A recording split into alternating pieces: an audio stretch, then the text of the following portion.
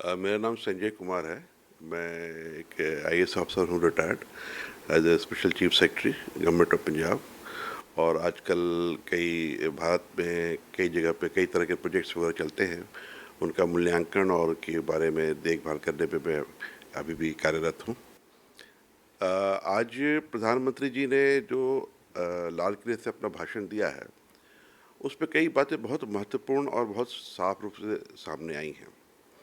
सबसे पहले तो उन्होंने स्पष्ट कर दिया कि जहाँ तक हमारे फार्मर्स हैं, जहाँ तक हमारे रूरल इकॉनमी से जुड़े हुए लोग हैं, जहाँ तक हमारे एसएमई से जुड़े हुए लोग हैं, जहाँ तक वर्कर्स हैं, उनके हितों के साथ देश कहीं पर किसी स्टेज पर कोई भी कंप्रोमाइज़ नहीं करेगा, और ये उनका संदेश आज बिल्कुल साफ है। दूसरी बात उन्होंने सबसे बड़ी कही कि हमें आत्मनिर्भर बनना है। पर आत्मनिर्भर कैसे बनना है? उन्होंने सेक्टर वाइज डिफेंस से लेके इकोनॉमिक सेक्टर तक उन्होंने आत्मनिर्भरता की बात की है। रूरल इकॉनमी से लेके मॉडर्न इकॉनमी तक उन्होंने आत्मनिर्भरता की बात की है। तो सबसे बड़ा संदेश उन्होंने आत्मनिर्भर बनने की बात की है। और उन्होंने चाहा कि जैसे फार्मा के बारे में कह रहे थे, तो बड़ा अच्छी बात उन्होंने कही कि हम पूरे विश्व की फार्मेसी हैं, तो क्या हम इसमें अच्छी रिसर्च और डेवलपमेंट करके पूरे विश्व को अच्छी और नई मेडिसिन नहीं दे सकते? बहुत बड़ी बात की। तो हर क्षेत्र में उन्होंने इसकी बात बड़ी बात की।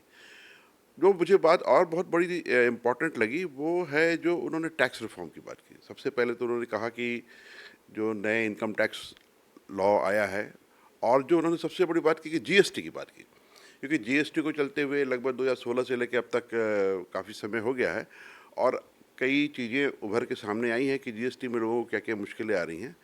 मेरे ख्याल से जो प्रधानमंत्री जी ने दिशा उसकी दिखाई है, उससे लगता है कि काफ़ी बिग टिकट रिफॉर्म जीएसटी भी आने वाला है।